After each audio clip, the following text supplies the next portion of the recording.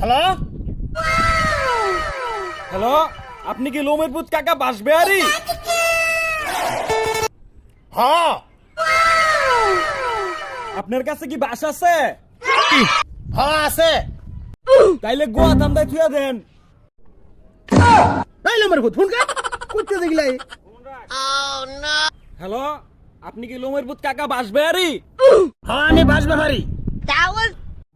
আপনার কাছে কি বাস আছে? না নাই।